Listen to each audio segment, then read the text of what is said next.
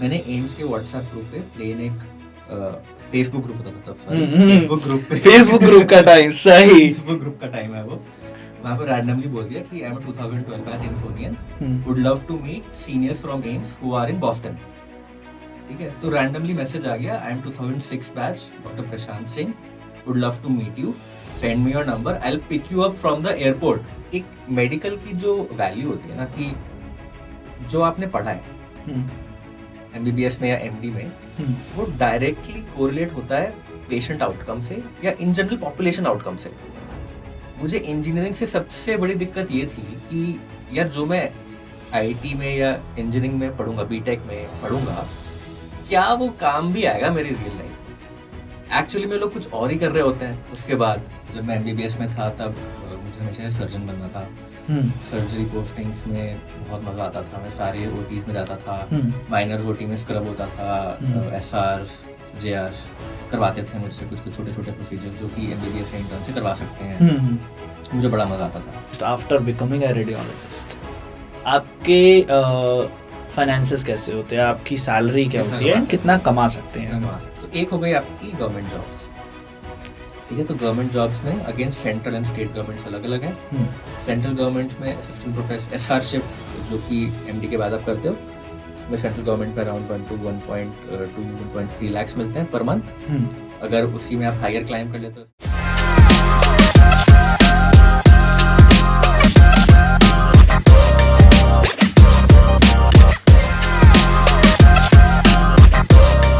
So hello NEET spot के वासियों, कैसे हो तुम लोग? आज तुम लोगों का स्वागत हम लोग करेंगे। और मैंने तुम लोगों को बताया था भाई, बहुत सारे हम लोगों ने ऐसे लोगों के साथ बात करी जिन्होंने अपनी एमबीबीएस के बाद काफ़ी सारी चीज़ें अलग अलग ट्राई करी मेडिकल फील्ड से हट के। पर इससे पहले मैंने तुम्हें एक नीट एस्पिरेंट से मिलवाया था जो मतलब लॉकडाउन के टाइम पे जिन्होंने पढ़ाई करी, जिन्होंने एक ड्रॉप के बाद अपना जो है वो दिल्ली के कॉलेज में एडमिशन लिया, और उनकी काफ़ी अतरंगी स्टोरीज हम लोगों ने सुनी। पर आज जो हमारे साथ इस पॉडकास्ट पर हैं, उन्होंने नीट आने से पहले जो एक फाइनल एग्ज़ाम था AIPMT का वो दिया था, देन उसके बाद MBBS किया आपके फेवरेट एम्स दिल्ली से, एंड अभी के टाइम पे वो एज ए डॉक्टर अभी सर्व कर रहे हैं।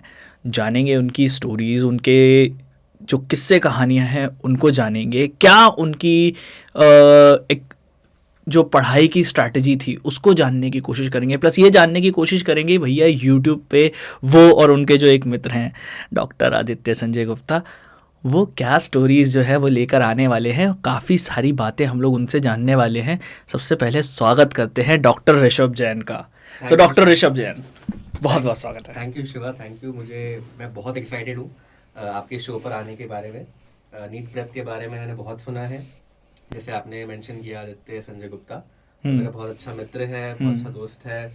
इनफैक्ट वो भी नीट प्रेप से इस एक तरह से जुड़े हुए हैं। मुझे बहुत पसंद है NEET prep as a company per se, and I am very excited to be on your show. Thank you. Nice. But काफ़ी अच्छा लगा आपको, फाइनली आज हम पॉडकास्ट पे मिल रहे हैं। काफ़ी दिनों से हमारी बातचीत चल रही थी। हमारी बातचीत भी ऐसे होती थी कि आप इस टाइम पे आ रहे हैं, ठीक है, इस टाइम पे आएंगे, उसके बाद फिर हमारी कॉन्वर्सेशन वहाँ पर एंड होती थी। और सबसे फास्ट जो मैंने बात करी है ना किसी से, कि मैंने बस अप्रोच किया है and he was very happy to share his journey with the NEET aspirant. जैसे ही उन्होंने सुना कि भाई नीट एस्पिरेंट्स के लिए बात करनी है, तो आप थोड़ा बताएं, आपने जब नीट का एग्ज़ाम नहीं था, 2013 में नीट का एग्ज़ाम आया, 2012 में दुनिया ख़त्म होने से पहले आपने AIPMT का एग्ज़ाम दिया, एंड तब एम्स का भी एग्ज़ाम अलग से होता था। तो कैसा था आपका एक्सपीरियंस, एंड आपके टाइम पे प्रिपरेशन कैसे होती थी? हाँ, तो हमारे टाइम पर एक मेन AIPMT एग्ज़ाम था, फिर एम्स का अलग था, बाकी प्राइवेट मेडिकल कॉलेजेस के BVP पुणे, कोमेड के नाम से एक एग्ज़ाम होता था बड़ा फेमस साउथ कर्नाटक के प्राइवेट कॉलेजेस का, और अलग अलग स्टेट के इंडिविजुअल PMT एग्ज़ाम होते थे। फिर DPMT वो separate, Rajasthan PMT, Uttarakhand PMT, all PMT वो सेपरेट। तो मेरा एम क्या था जब मैं डॉक्टर बनना चाहता था, कि मुझे एक सरकारी मेडिकल कॉलेज में पढ़ना है। That was my aim frankly. ठीक है, एम्स कोई सोचता नहीं है क्योंकि ऑल इंडिया जनरल में बस 36 सीट्स होती हैं, लक है आपका हो गया, नहीं हुआ, it's not a bad deal, it's not a big deal, right. मेरा था मुझे एक गवर्नमेंट मेडिकल कॉलेज में पढ़ना है, मेरा सपना था मैम में पढ़ने का, बट मैं सब बच्चों को ये बोलना चाहूँगा कि यार भगवान के ना आपके अलग प्लान्स होते हैं लाइफ में, ठीक है, आप मेहनत करो, पता नहीं भगवान को क्या ऐसा लगता है कि यार इसने अच्छी मेहनत की है तो उसको मैम की जगह ना एम्स भेज देता है, तो वो कर्मा है आपका यार, वो मुझे लगता है वो मेहनत जनरेशन से ज़्यादा कर्मा है कि आपको अच्छा कॉलेज से बेस्ट कॉलेज में ट्रांसफॉर्म होने वाली जर्नी, वो आपका कर्मा है। तो I am really grateful and मतलब दिस इज वन सेंटिमेंट जो सारे एम्सोनियंस रेजोनेट करेंगे, it is a privilege to study in AIIMS, it is a privilege to be in that alumni, जो एक्सपीरियंसेस आप एम्स में शेयर करते हो, जो मेमोरीज आप एम्स में डेवलप करते हो, वो लाइफ लॉन्ग रहती हैं। तो मैं जिस विंग में रहता था ना हॉस्टल में, मेरे विंग में मेरे बैच का बस मैं ही था, एक और था, बाकी सब 4 साल सीनियर मुझसे, 4 साल सीनियर्स, और मेरे रूम पे पड़े रहते थे, मैं उनके रूम पे पड़ा रहता था, मैं उनको नाम से बुला रहा हूँ, अरे विपुल, अरे राहुल, 4 साल सीनियर है मुझसे, ठीक है। एंड जब वो यूएसएमली गए अपनी रेसिडेंसी करने, वापस अभी भी मेरे घर पे रुकते हैं, यूएस से आके दिल्ली में मेरे घर पे रुकते हैं, हरियाणा के कहीं और के रहने वाले हैं, बट दिल्ली में कभी भी आते हैं मेरे घर पे रुकते हैं, मुझे भी खाना खा ले जाते हैं अभी भी, एंड वो अभी भी मुझे बोलते हैं कि यार MBBS was the best time of my life. तो it is so special to be in AIIMS. Nice. AIIMS के एल्यूमिनाई पे आएंगे अभी, क्योंकि आपने एक बार बताया था एम्स के एल्यूमिनाई बहुत स्ट्रॉन्ग जो कनेक्शन है वो फील होता है कि मतलब एक आइस ब्रेकर टाइप है कि अगर आप दो लोग एम्स से हैं तो आप कहीं किसी दुनिया के दो कोनों में भी हो, फिर भी आप लोगों की कॉन्वर्सेशन काफ़ी ज़्यादा अच्छे से हो जाएगी। डेफिनेटली, इनफैक्ट मैं आपको एक स्टोरी बताता हूँ। मैं अपने MBBS में जब मैं सेकेंड ईयर खत्म होने का 6 सेमेस्टर में US गया था एक रिसर्च इलेक्टिव करने, मैंने एम्स के व्हाट्सएप ग्रुप पे प्लेन एक फेसबुक ग्रुप होता था तब, फेसबुक ग्रुप पे फेसबुक ग्रुप का टाइम, सही। फेसबुक ग्रुप का टाइम है वो, वहाँ पर रैंडमली बोल दिया कि I am 2012 batch AIIMSonian, would love to meet seniors from AIIMS who are in Boston, ठीक है। तो रैंडमली मैसेज आ गया, I am 2006 batch doctor Prashant Singh, would love to meet you, send me your number, I will pick you up from the airport. Nice. मतलब मैं जानता नहीं उन्हें, मैं कभी मिला नहीं, just because common medical school है, they feel a connection, it is such a strong connection. Nice. तो आपके टाइम पे पढ़ाई कैसी होती थी जब आप AIPMT के बारे में प्रिपेयर कर रहे हैं, नेम्स के बारे में? सो मुझे याद है कि डेफिनेटली कंपटीशन आज से बहुत कम था, आई थिंक 1/10 होगा। अगर 26 लाख बच्चे अभी नीट का एग्जाम दे रहे हैं, तो मेरे टाइम पर 3 लाख 4 लाख बच्चे देते थे, 3 लाख ही था मेरे हिसाब से, जितना मुझे याद है। सीट्स भी थोड़ी कम थी as compare to today, but agreed आज का competition is very very intense, right. मेरा मेन एम था कि मुझे एक तो 2 ईयर प्रोग्राम करना है एंड 2 साल मुझे प्रॉपर अच्छे से पढ़ना है। तो मैंने तो सिंपल था, आई जॉइंड अ कोचिंग, ठीक है।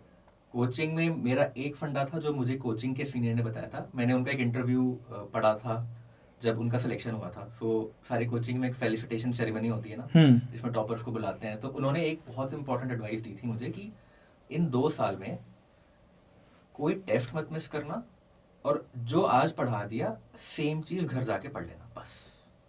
तो मैंने ये 2 चीज़ें रिलीजियसली फॉलो की हैं कि जो आज मैंने क्लास में पढ़ाया सेम डे रिवाइज, एंड जो टेस्ट शेड्यूल्ड है, भले ही वो क्लास टेस्ट हो, ग्रैंड टेस्ट हो, सब्जेक्ट वाइज टेस्ट हो, मिनी टेस्ट हो, सब देने हैं, मिस कुछ नहीं करना है बस। सही। तो यार टेस्टिंग का इम्पोर्टेंट तुम लोग इम्पोर्टेंस जो है वो तुम लोगों को भी अब भी पता है, बट अगर तुम लोग अभी भी टेस्ट नहीं लिख रहे हो तो दोस्त संभल जाओ, 80 दिन से भी कम का टाइम बचा है नीट 2025 में। टेस्ट देने ही देने हैं यार, देने नीट यूजी में तो टेस्ट के बिना हो ही नहीं सकता सिलेक्शन। नीट पीजी में फिर भी मैं मान लेता हूँ कि थ्योरी इज मोर इम्पोर्टेंट, ठीक है, क्योंकि इतनी बड़ी थ्योरी है, कहीं से भी क्वेश्चन पूछ लेता है। नीट में फिजिक्स है, केमिस्ट्री है, उसको तो आप क्वेश्चंस कर करके ही ग्रास्प कर सकते हो। नीट का एग्जाम बिना टेस्ट के नहीं क्लियर हो सकता। नाइस। अच्छा, एक सवाल मेरा आपसे अभी ये है कि आप अपने घर से फर्स्ट जेन डॉक्टर हैं या आपके माता पिता में से कोई डॉक्टर हैं? मेरे पेरेंट्स दोनों डॉक्टर हैं। दोनों डॉक्टर हैं। सो आपने वैसे तो ये सवाल अब मेरा थोड़ा वो हो जाएगा, बट फिर भी मैं पूछना चाहूँगा, आपने कब सोचा कि आप डॉक्टर बनना चाहते हैं? So I think sixth sixth class में? क्लास, हाँ, मतलब मुझे बड़ा पसंद था। घर पे जो मेडिकल बातें होती थी, जार्गन्स होते थे, एंड मतलब क्या माहौल होता था जब पेरेंट्स दोनों डॉक्टर हैं, तो घर का क्या माहौल होता था? जैसे मैं तो बोलता हूँ, मतलब मेरे और मेरी बहन को तो दादा दादी ने पाला है। हाँ। ठीक है, पेरेंट्स तो मोस्टली घर पे हॉस्पिटल में ही रहते थे। हम्म। मदर ने बहुत टाइम बाद अपनी इवनिंग ओपीडी क्लोज की because she wanted to spend more time with the family. Hmm. तो स्कूल से दादाजी लाते थे, हम्म। हम स्कूटर पे आते थे। दादाजी कहाँ रहते थे आप लोग? मैं रुड़की से बिलोंग करता हूँ। रुड़की? रुड़की, अरे उत्तराखंड, क्या बात है। हाँ, तो बड़ा छोटा सा अच्छा प्यारा सा टाउन है, hmm. Very educated town. IT है हाँ। यहाँ पे, एनआईएच है, सीबीआरआई है, मिलिट्री बहुत बड़ा एस्टेब्लिशमेंट है। सो स्कूल में तो दादाजी लाते थे हमें। हम्म। फिर जब 9th 10th में, तब बीच बीच में पापा भी जाने लगे। हम्म। बट घर पे तो मतलब बड़ा अच्छा लगता था कि मुझे पसंद था, इन जनरल मुझे पसंद था मेडिकल बातों में के बीच में घूमना, एंड पापा मम्मी बीच में कुछ केसेस डिस्कस कर रहे होते थे। सबसे बड़ी मुझे उस टाइम पर मुझे सबसे अच्छी चीज़ ये लगती थी कि एक मेडिकल की जो वैल्यू होती है ना, कि जो आपने पढ़ा है हम्म। एमबीबीएस में या एमडी में, हम्म। वो डायरेक्टली कोरिलेट होता है पेशेंट आउटकम से या इन जनरल पॉपुलेशन आउटकम से। मुझे इंजीनियरिंग से सबसे बड़ी दिक्कत ये थी कि यार जो मैं आईटी में या इंजीनियरिंग में पढ़ूंगा, बीटेक में पढ़ूंगा, क्या वो काम भी आएगा मेरी रियल लाइफ में? एक्चुअली में लोग कुछ और ही कर रहे होते हैं उसके बाद। तो सबसे अच्छी चीज़ मुझे ये लगती थी मेडिकल की, कि जो मैं पढ़ रहा हूँ एटलीस्ट 50 to 60% उसका एक्चुअल रियल वैल्यू है। नाइस। आपकी बात से मुझे वर्मा सर की एक बात आ गई। एच सी वर्मा सर हैं। हाँ। सो उनके साथ एक बार मैं बातचीत कर रहा था, तो उन्होंने बताया था कि कई लोग ऐसे होते हैं कि आईआईटी से इतना ज़्यादा ऑब्सेस्ड हैं कि अपने बच्चों को 6ठी क्लास में 7वीं क्लास में लाकर कि सर क्या ऐसा करें जो ये आईआईटी में चला जाए, अभी अभी से क्या तैयारी करवाएं। एंड सर वाज लाइक कि भाई जीने दो उसको, भी थोड़ा सा जीने दो, थोड़ा सा उसको खुल के वो करने दो। अगर आप चाहते हो सच में कि वो कुछ बात करे, कुछ आईआईटी, तो एटलीस्ट उसके सामने वो उसका एक्सपीरियंस, मतलब उस चीज़ को बताओ कि एक्चुअल में इंजीनियर्स करते क्या हैं। क्या वो एक विकी कौशल की लाइन है ना कि उसने वैसे तो उसमें बोल दिया था कि इंटरव्यू में कि ऐसे ही उसको ज़्यादा कुछ पता नहीं था, बट उसने बोल दिया था कि विकी कौशल की लाइन है कि इंजीनियर्स जो होते हैं वो है कि एक पर्सन देख के एक कार की ब्यूटी को एडमायर कर सकता है, पर इंजीनियर सोचेगा कि मैं इसको बेटर कैसे बना सकता हूँ। तो वो पर्सोना होना चाहिए इंजीनियरिंग का। बट अभी के लिए इंजीनियरिंग वही बन गया है कि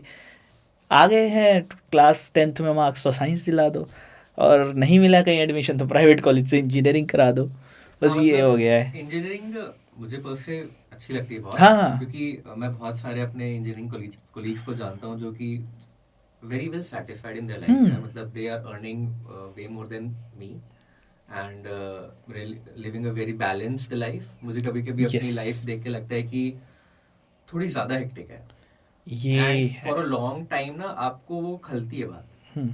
कि यार मैं बहुत ज़्यादा मेहनत कर रहा हूँ यार। मतलब इनफैक्ट मेरे इंजीनियरिंग फ्रेंड्स बोलते हैं कि जितना तुम लोग डेली मेहनत करते हो ना, हाँ। उतना स्टार्टअप फाउंडर्स इनिशियल 1-2 साल में करते हैं बस। हम्म। तो ये चीज़ तो खलती है बात। एंड इनफैक्ट ये चीज़ मैं बहुत सारे नीट एस्पिरेंट्स को बताना चाहूँगा कि जितना amount of hard work and in general time dedication है ना इस फील्ड में, वो किसी और फील्ड में नहीं है। एंड अभी आपको मोटिवेशन लगता है कि यार मेहनत करेंगे यार, एकदम मेहनत से ही तो लाइफ फ्रूटफुल होती है, फुलफिलिंग होती है, बट थक जाते हैं टाइम के बाद। ठीक है, तो लाइक ये चीज़ दिमाग में रखना कि you are in for a long haul. क्योंकि बहुत सारे ऐसे बच्चे हैं जो 5 साल के बाद ना डिसोरिएंटेड हो जाते हैं कि यार क्या यही करता रहूँगा मैं लाइफ में अपनी। ये वो वाला कॉन्सेप्ट नहीं है कि वैलेंस बैंड से और दूसरे बैंड तक जाना है इलेक्ट्रॉन को, ये वो नहीं है। ये वो नहीं है। पूरा जर्नी है ये पूरी, कि वहाँ तक पढ़ते ही जाना है। और आप शायद अभी भी मेडिकल जर्नल्स वगैरह तो पढ़ते ही हैं। अच्छा। हाँ, in fact you have to be updated यार। मतलब you are treating human lives and उस टाइम पर इनफैक्ट लोग भी डिमांड करते हैं, एज अ पेशेंट आप भी डिमांड करोगे कि आप best treatment low, and scrutiny भी फिर उसी हिसाब से होती है, जजिंग भी उस हिसाब से होती है डॉक्टर्स की, and it is a life long journey. Nice nice. तो अब आते हैं थोड़ा सा एम्स दिल्ली पर, थोड़ा एम्स दिल्ली के बारे में बात करते हैं. और आप जब एम्स दिल्ली में गए, जब एम्स का एग्ज़ाम आपने दिया, आपकी उस साल रैंक क्या थी एम्स दिल्ली में जाने के लिए, एम्स So, के हमारे एग्ज़ाम? टाइम पर अलग अलग एग्जाम्स होते थे. एम्स में मेरी रैंक थी 36. 36. ऑलमोस्ट फाइनल सीट मिली थी क्या आपको? भाई साहब. मैं बिल्कुल, I was the last person from UR to get into AIIMS. Nice nice. तो क्या जब एडमिशन मिला पहला साल कैसा रहा आपका? पहला मंथ तो बड़ा ही टमल्टस सा होता है एम्स में, क्योंकि हमारे टाइम पर ठीक ठाक रैगिंग होती थी एम्स में. ओके. सो और the good thing about AIIMS की, एम्स में एक ही महीना होती है रैगिंग. हाँ. उसके बाद इट्स लाइक जीरो. हम्म. सो एक महीने तक आप सर मैम बोलते हो, उसके बाद आप ओ. फर्स्ट नेम से बोलते हो. थर्ड बटन वाला केस 1 महीने तक चलता है. हाँ, एक महीने तक चलता है. उसके बाद 4 साल सीनियर को भी मैं विपुल बोलूंगा, 8 साल सीनियर को भी मैं अर्जुन बोलूंगा. सो उस टाइप का होता है. ये अर्जुन और विपुल को भी पॉडकास्ट पे बुलाया जाए. Both of them are in US. आप पर आते हैं ना, आपके पास दिल्ली में रुकते हैं. तो बुलाएंगे. हाँ. तो हम थे एम्स दिल्ली पे. हाँ, तो फर्स्ट मंथ तो क्लासेस स्टार्ट हो जाती हैं. तो क्लासेस आप लगाते हो, ज़्यादा कुछ चल नहीं रहा होता क्लासेस में. उसके बाद इवनिंग में सब सीनियर से मिलते हो, एंड फिर मतलब you get to know them, they get to know you. थोड़े गेम्स वगैरह होते हैं, फन होता है.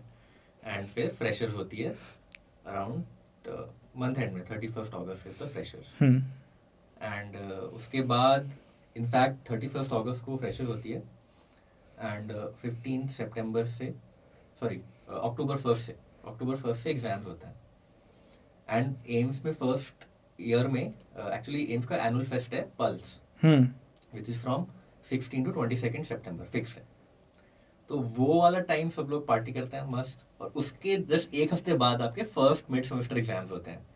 So first mid semester exams तो सबके ही खराब जाते हैं यार. तो ऐसा लगता है कि भाई कहाँ रैंक 1 आई थी एपीएमटी में, और अब कहाँ भाई कुछ सीन ही नहीं पता कि क्या हो रहा है. तो वो एक बड़ा ही माइंड शिफ्ट चेंज होता है.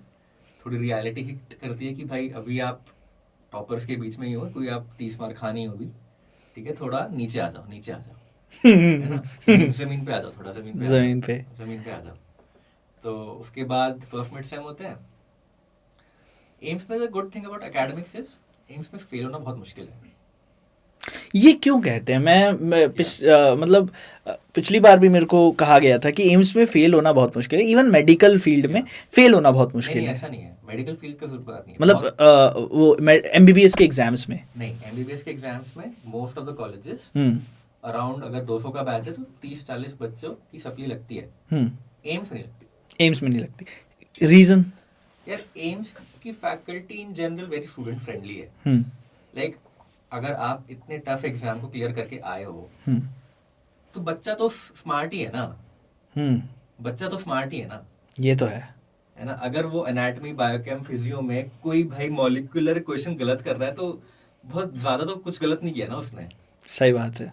ऐसा तो कुछ गलत नहीं किया उसने. सो लीनियंट मार्किंग होती है, वाइवास थोड़े लीनियंट होते हैं, पढ़ाते भी अच्छा है यार. In fact first year faculty AIIMS की मस्त है एकदम, gem of a faculty first year, right. And seniors भी अच्छे गाइड करते हैं. सो बच्चे भी पढ़ते हैं, ऐसा नहीं है बच्चे नहीं पढ़ते, बच्चे भी पढ़ते हैं. थोड़ी मार्किंग भी लीनियंट होती है, तो most of the students pass होते हैं. अगर मेरा 72 का 75 का बैच था, आई थिंक एक ही बच्चा होगा जो कि सप्ली लगी है जिसकी, उतना भी नहीं होगा शायद. नाइस. तो फर्स्ट एंड सेम हुआ ये. उसके बाद फर्स्ट एंड सेम के बाद हमारी होती है बैच ट्रिप शिमला. तो पूरा बैच जाता है शिमला में. हमारा एम्स का ये गेस्ट हाउस है, राजकुमारी अमृत कौर गेस्ट हाउस. तो वहाँ पे सब डॉर्मेट्री में रुकते हैं एक साथ. खूब मस्ती होती है, रात भर पार्टी करते हैं, रात भर डांस करते हैं, शिमला घूमते हैं. Shimla is such a beautiful city, you know. अच्छा, एक चीज़ मुझे आपसे ये पूछनी है. When you are in a best medical college of India, ठीक है, एंड 36 जनरल की सीटें हैं और बाकी सारी सीट्स मिला के ऑलमोस्ट 150 के करीब हाँ अब का। तो बढ़ गई है, हमारे टाइम पे 36 and 36 72 होती थी। 46 है अभी हाँ। क्योंकि लास्ट टाइम जो हमारा एक एम्स दिल्ली का बच्चा आया था उसका भी सेम ऐसे ही केस था, उसे लास्ट सीट मिली थी एम्स की इस 46 साल। है अभी ना, हाँ इन अभी टोटल 150 यू आर राइट। हाँ टोटल 150 या है। तो मेरा सवाल ये है कि जब 150 बच्चे हैं और वो सारे बेस्ट ऑफ द बेस्ट में से आए हैं, तो जब ये खुराफाती करते हैं कि अब ले गए हैं इन्हें बाहर, 2 साल एकदम नज़रबंद होकर पढ़ाई करी है इन लोगों ने, 2 साल मतलब एकदम पूरी सत्य निष्ठा एकदम प्रतिष्ठा बना के इन्होंने पढ़ाई करी है, अब अगर इन्हें एम्स में शिमला लेकर गए हैं, वहाँ का माहौल होता कैसा है? यार बहुत मजा आता है। आप देखो ना कि अगर 2 साल किसी ह्यूमन बीइंग को आपने बंद करके रखा है और एकदम खुलता है, तो फिर किस लेवल का खुलता है वो, ये देखो ना आप। होता है ऐसा कि यार ये ऐसा मतलब हाँ कैसे ये ऐसा ये कैसे हुआ? होता है ना, बिल्कुल ऐसे ही होता है, इनफैक्ट बिल्कुल ऐसे ही होता है। अ, तो सब लोग आपस में रहते हैं, मतलब ऑब्वियसली थोड़े थोड़े ग्रुप्स बन जाते हैं, किसी भी कॉलेज में बन जाते हैं, कॉमन डॉम में रहते हैं, सब लोग पार्टी कर रहे होते हैं, डांस कर रहे होते हैं, गेम्स खेल रहे होते हैं, लोग के कपल्स बन जाते हैं, जो कि होता ही है कॉलेजेस में। फ्रेशर्स के बाद और अगर ट्रिप जा रही है तो मेरे हिसाब से होगा ही तो होगा, राइट। सो बहुत मजा आता है यार, मतलब बहुत मजा आता है। नाइस, ये तो मतलब अलग ही एक्सपीरियंस है। और एम्स में जब आप क्लिनिकल पोस्टिंग के लिए जाते हो तब वहाँ का माहौल कैसा रहता है? क्लिनिकल पोस्टिंग सेकेंड ईयर से स्टार्ट होती है। सेकेंड ईयर से, हाँ। सेकेंड ईयर से स्टार्ट होती हैं। सेकेंड ईयर में तो थोड़ा इतना एक्सपोजर होता नहीं, क्योंकि पढ़ रहे होते हैं हम पैरा क्लिनिकल्स, बट पोस्टिंग्स लग रही होती है वहाँ पे। पोस्टिंग्स में तो थोड़ा प्रोफेशनली माहौल होता है, रेजिडेंट आते हैं, फैकल्टी आते हैं, आपको केस वर्कअप करना होता है और वो केस के बारे में थोड़ा थोड़ा बताते हैं। आपने कभी ऐसे देखा कि एम्स की मेडिकल पोस्टिंग में और बाकी मेडिकल पोस्टिंग में कोई फ़र्क है ऐसा कि एम्स वाले स्टूडेंट्स को उनका एक्सपोजर ज़्यादा मिलता हो तो पेशेंट्स का? बहुत ज़्यादा फर्क नहीं है, in fact AIIMS tertiary care hospital है एक, तो थोड़े कॉम्प्लिकेटेड केसेस ज़्यादा आते हैं। तो एज एन एमबीबीएस स्टूडेंट आप डायरेक्टली कॉम्प्लिकेटेड कुछ समझ नहीं आता है। तो इनफैक्ट बाकी स्टेट मेडिकल कॉलेजेस या बाकी कॉलेजेस में ये एडवांटेज है कि आप बिल्कुल बेसिक केसेस से स्टार्ट करते हो वर्कअप। यहाँ पे बहुत सिक पेशेंट्स आते हैं, कॉम्प्लिकेटेड पेशेंट्स आते हैं, सो वो थोड़ा ड्रॉबैक है। ठीक है, बढ़िया बढ़िया बढ़िया बढ़िया। तो अब आते हैं कि एम्स दिल्ली के तैयारी करते करते पीजी में कैसे आपने AIR-1 लिया। और मैं आप लोगों को बता दूं, शायद मैंने अभी ये बताया नहीं है, नीट से पहले AIPMT का एग्ज़ाम होता था। AIPMT में डॉक्टर ऋषभ जैन के, जब डॉक्टर ऋषभ जैन नहीं थे, AIR-1 आया था। जी जी। तो वहाँ से और फिर दोबारा पीजी में AIR आपका। मेरा all India rank, AIIMS again PG में सेपरेट एग्जाम होते हैं, एम्स पीजीआई नीट यूपीजी के, तो मेरी एम्स पीजी में रैंक 4 थी, रैंक 4 एंड नीट पीजी में रैंक 470 थी। 470। तो वहाँ और यहाँ AIR-1 आया, 1 के आसपास आया आपका, ऑलमोस्ट अंडर 10 आया। तो क्या तैयारी करी थी आपने, और प्लस आपका क्या क्राइटेरिया था अपनी आगे की जर्नी को, अपने आगे के करियर को चुनने का? क्योंकि एमबीबीएस के बाद जो है चीज़ें थोड़ा थोड़ा डिफरेंट होने लगती हैं। तो आपने कैसे डिसाइड किया कि आप रेडियोलॉजी में हैं, जी। तो रेडियोलॉजी को कैसे चुना आपने? तो रेडियोलॉजी तो बाय चांस ही हुआ यार, मतलब जब मैं एमबीबीएस में था तब मुझे हमेशा सर्जन बनना था। सर्जरी पोस्टिंग्स में बहुत मज़ा आता था, मैं सारे ओटीज में जाता था, माइनर्स ओटी में स्क्रब होता था, एसआर्स जेआर्स करवाते थे मुझसे कुछ कुछ छोटे छोटे प्रोसीजर, जो कि एमबीबीएस या इंटर्न से करवा सकते हैं। मुझे बड़ा मज़ा आता था to be involve in any sort of surgical practice. In fact surgery में मेरी टॉप 3 में बैच में रैंक थी अपनी, जो एग्ज़ाम होते हैं इंटरनल एग्जाम्स, तो मुझे हमेशा सर्जन बनना था। बट जब आप इंटर्नशिप के बाद अपनी लाइफ ट्रैजेक्टरी देखते हो, कि लोगों से बात करते हो कि सर्जन की लाइफ कैसी होती है, सो थोड़ा सा मुझे उसमें डिस्कनेक्ट लगा कि ठीक है पैशन है मेरा, बट पैशन एक चीज़ है और आपका इकोसिस्टम एक और चीज़ है। तो मुझे थोड़ा लगा कि सर्जिकल इकोसिस्टम बहुत ज़्यादा ग्रो नहीं करने देता आपको रैपिडली, धीरे धीरे धीरे धीरे ग्रोथ है, 10 ईयर्स का एक लर्निंग कर्व है। तो मुझे लगा कि maybe I am not so ready for that, and again first year में anatomy was my favourite subject, लोगों को डर लगता है एनाटमी से, एनाटमी मुझे बहुत पसंद थी। सो एनाटमी में आप छोटे छोटे पार्ट्स देखते हो, डिसेक्ट करके देखते हो चीज़ें, सो उससे ह्यूमन बॉडी की इमेजिंग एंड एनाटमी हमेशा से फैसिनेट करती थी मुझे। सो रेडियोलॉजी ऑटोमेटिकली मुझे फैसिनेट करने लगी कि यार इसमें आप बिना बॉडी खोले सब कुछ देख सकते हो बॉडी का, 3D वे में, क्रॉस सेक्शनल वे में, एंड डायग्नोज कर सकते हो डिजीजेस। प्लस सेटलमेंट अर्ली था, एकेडमिक ब्रांच है, सो एंड टॉपर्स चूज करते हैं radiology. So I was in a position कि मुझे मिल भी रही है, ठीक है। So that's when I chose कि I take radiology and maybe branch out into procedural radiology, like intervention radiology, जो कि मैं भी कर रहा हूँ। नाइस। रेडियोलॉजी में होता क्या क्या है? हाँ, तो रेडियोलॉजी, अगर एक डॉक्टर एक रेडियोलॉजिस्ट हैं, हाँ, सो रेडियोलॉजी में जो मेन काम है आजकल रेडियोलॉजिस्ट का, that is CT and MRI reporting, and वो एक क्या बोलते हैं, प्रोफेशनल टास्क है, and that is a intellectual task, ठीक है, क्योंकि क्रॉस सेक्शनल इमेजिंग बॉडी की requires a little bit 3D imagination, थोड़ी पढ़ाई होनी चाहिए उसके लिए। Normal ultrasound x-rays are pretty easy, वो नॉर्मल जनता को वही पता है कि रेडियोलॉजिस्ट नॉर्मल एक्सरे अल्ट्रासाउंड करता है। बट जो मेन काम है आजकल रेडियोलॉजी का, that is CT and MR reporting. इतने ज़्यादा CT होते हैं, आपको हेडेक हो रहा है, एक CT MR हो जाएगा, आपको चेस्ट का हो रही है, एक्सरे नॉर्मल आया, कंटिन्यू हो रही है, का CT हो जाएगा चेस्ट का। सो उसमें एबनॉर्मैलिटी पिक करना, उसको आपके सिम्टम्स के साथ कोरिलेट करना, और एक प्रॉपर फाइंडिंग देना कि लाइकली मुझे ये लग रही है इस डिजीज, इस पेशेंट में डिजीज, क्योंकि उसी पे फिर सारा ट्रीटमेंट डिपेंडेंट है। क्लिनिशियन, फिजिशियन उसी को देखेगा, अच्छा ये लग रहा है इमेजिंग पे, तो let me give appropriate treatment. तो that is what radiology is.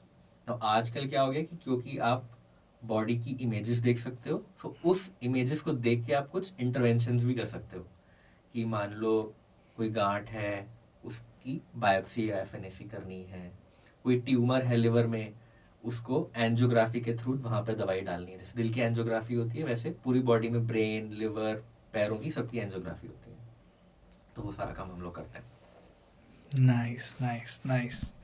तो ये एक चीज़ और कि ये थोड़ा हो सकता है कि क्या थोड़ा अलग तरीके का क्वेश्चन हो सकता है, बट अल्टीमेटली सारे बच्चे यही पूछना चाहते हैं कि एक radiologist after becoming a radiologist आपके फाइनेंसेस कैसे होते हैं, आपकी सैलरी क्या कितना होती है, एंड कमाते हैं, कितना कमा सकते हैं कितना हम? कमा सकते हैं। So good question, and like मैं बड़ा ओपन होता हूँ इस बारे में, हाँ। एंड मुझे इस बारे में कभी भी कुछ शर्म नहीं आती बताने में। हाँ। तो डिपेंड करता है, अगेन एज अ रेडियोलॉजिस्ट आपकी पढ़ाई खत्म हुई तो आप कौन सी तरफ जाना चाहते हो। तो एक हो गई आपकी गवर्नमेंट जॉब्स, ठीक है। तो गवर्नमेंट जॉब्स में again central and state governments अलग अलग है। सेंट्रल गवर्नमेंट्स में असिस्टेंट प्रोफेसर SRशिप, जो कि MD के बाद आप करते हो, उसमें सेंट्रल गवर्नमेंट में अराउंड 1.3 लाख मिलते हैं पर मंथ।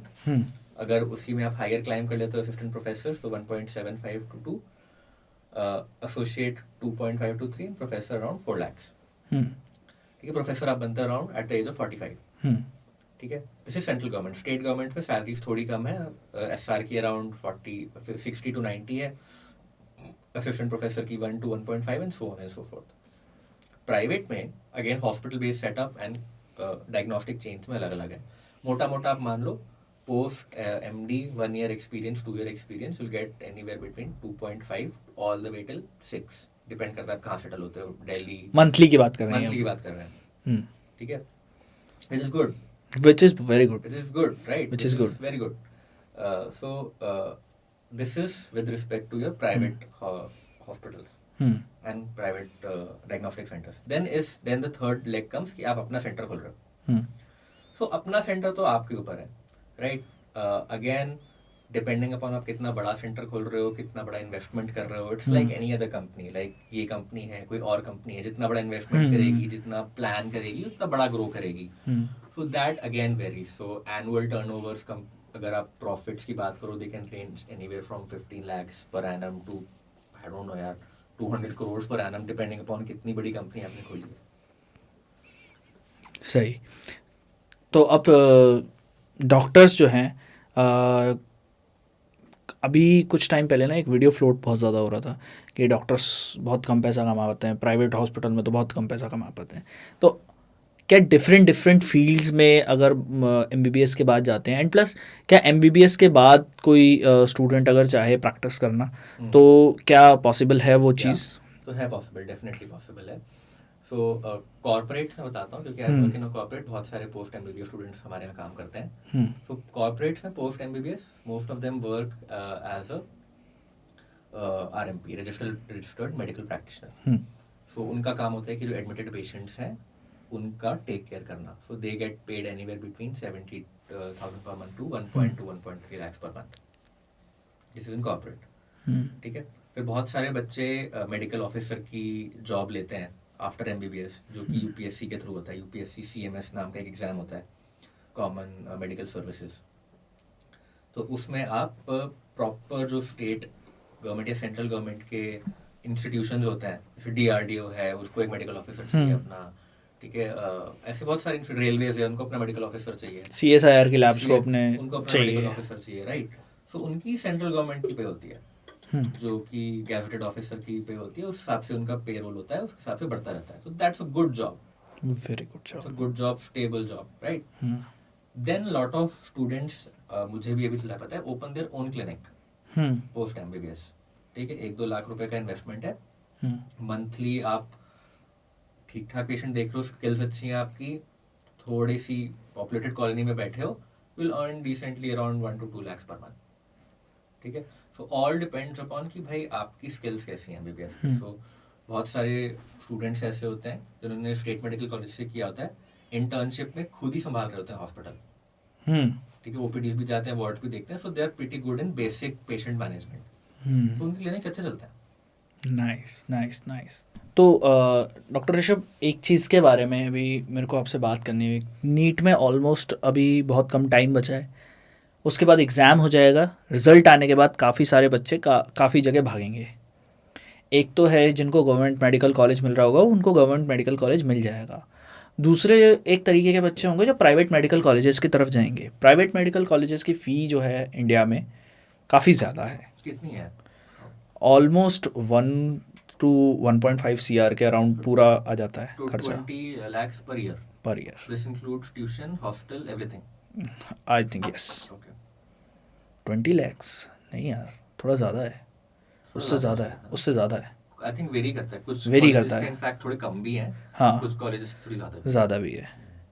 सो काफ़ी लोग चूज़ करते हैं to go in countries like Ukraine, Tajikistan, Kyrgyzstan, Russia, China और क्या नाम है, नेपाल. सो इन सब कंट्रीज़ में जाके 50 से 60 लाख में उनकी पूरी एमबीबीएस कंप्लीट हो जाती है. सो स्टडी अब्रॉड में क्या अगर बच्चा एमबीबीएस वहाँ जाके करता है, सो क्या क्या चीज़ें उसको देखनी चाहिए कि किस कंट्री में वो जाए तो उसको यहाँ इंडिया आके लाइसेंस मिल सकता है अपना काम स्टार्ट करने के लिए. वो नीट में पीजी कर सकता, मतलब नीट पीजी का एग्ज़ाम दे सकता है. क्या कंडीशंस होती हैं उन सब चीज़ों की? एनएमसी की ऐसी क्या चीज़ें हैं कि जो अलाउ करती हैं आपको कि कौन से कंट्री से करना बेस्ट रहेगा उनके लिए, अगर वो करना भी चाहते हैं बाहर जाके तो? मैं 2-3 चीज़ें बोलना चाहूँगा इसमें. हाँ. कि पहला तो आपको ये रियलाइज़ करना है कि एमबीबीएस बाहर 6 साल की है. हाँ. यहाँ पर 4 साल की है. यहाँ पर 4 साल की है. Excluding internship. Excluding internship. अच्छा. तो वहाँ 6 साल की है. अच्छा. यहाँ पे 4 साल की है. सो एक तो वहाँ पे 2 साल का गैप है. फिर उसके बाद आप आते हो वापस, लेट से आपकी जून में खत्म हुई एमबीबीएस, जून जुलाई में खत्म हुई, क्योंकि अगस्त में ज्वाइनिंग होती है, तो खत्म जून जुलाई में होती है सबकी एमबीबीएस 6 साल बाद, राइट.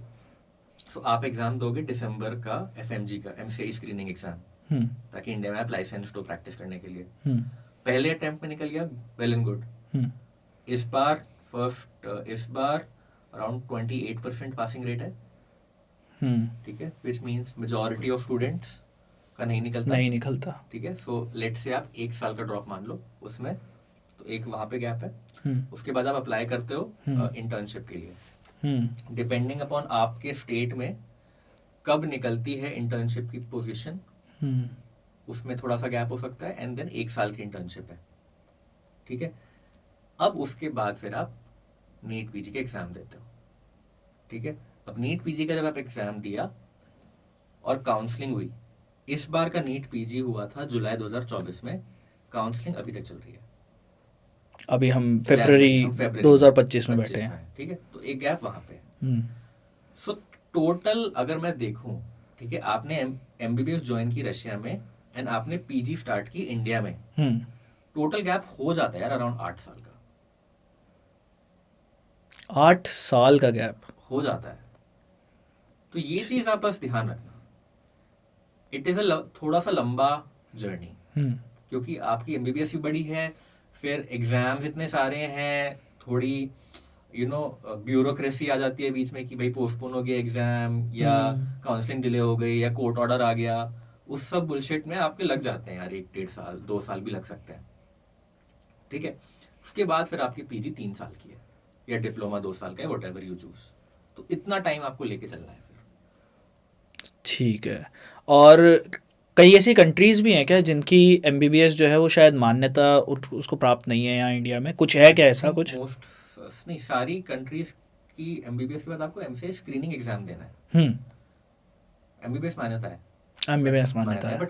बट डायरेक्टली एमबीबीएस के बाद आप प्रैक्टिस नहीं कर सकते। प्रैक्टिस नहीं कर सकते। एमसीए नाम का स्क्रीनिंग सर्टिफिकेट आपको तब तक नहीं मिलेगा। जब तक आप वो एग्जाम क्लियर नहीं करोगे, हम्म। एमसीआई स्क्रीनिंग एग्जाम, तब तक आप नहीं कर पाओगे।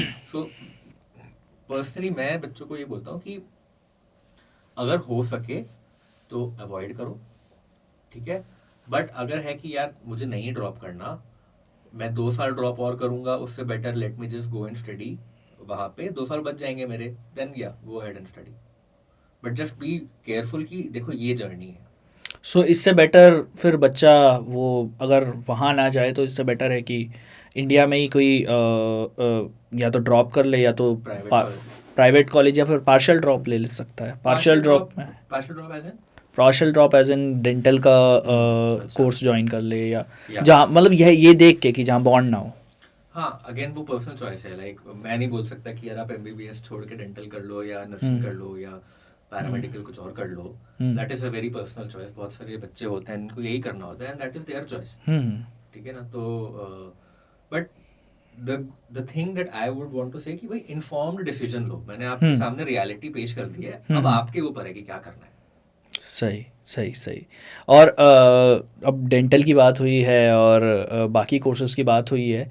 सो मान लीजिए कि किसी बच्चे को उसने नीट का एग्ज़ाम दिया, उसे नहीं है क्रेज़ मतलब एमबीबीएस का, हाँ, उसे जाना है कि बस डॉक्टर कहलाना है, तो क्या क्या बेस्ट उसके लिए हो सकता है? मतलब अगर बीडीएस और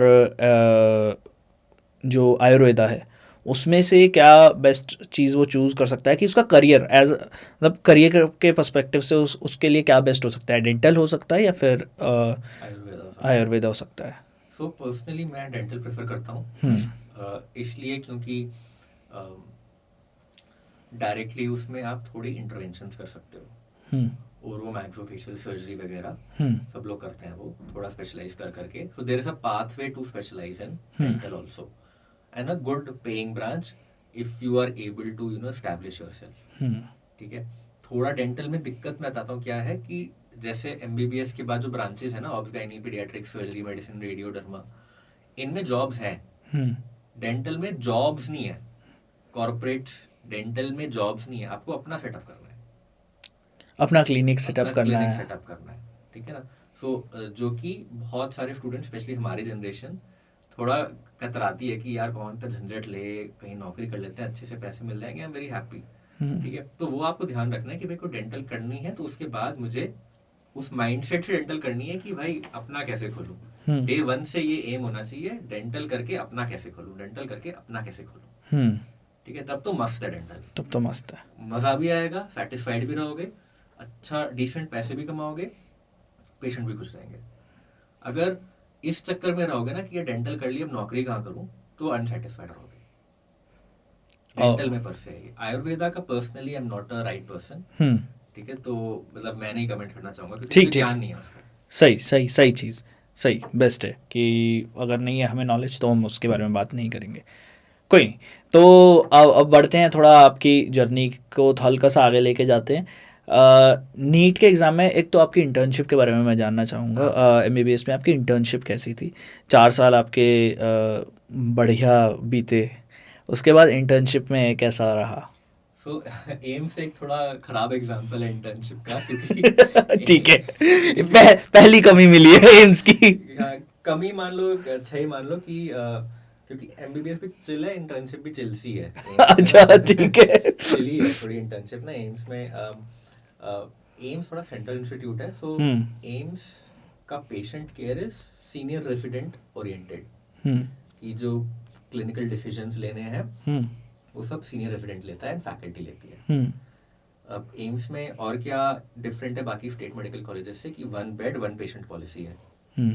तो भाई भीड़ नहीं लगी रहती बेड पे, कि एक बेड पे 3-4 पेशेंट लेटे हुए हैं, चिल्ला रहे हैं, भाई देख लो, ऐसा नहीं होता एम्स में। अच्छा। एम्स का माहौल कॉर्पोरेट हॉस्पिटल जैसा होता है, एक बेड पे एक पेशेंट है, फैकल्टी आती है राउंड लेने, फैकल्टी डिसीजंस लेती है, एसआर डिसीजंस लेता है, जेआर ग्राउंड वर्क करते हैं, एंड हेंस वो ग्राउंड वर्क कम ओवरफ्लो होता है इंटर्न्स पे।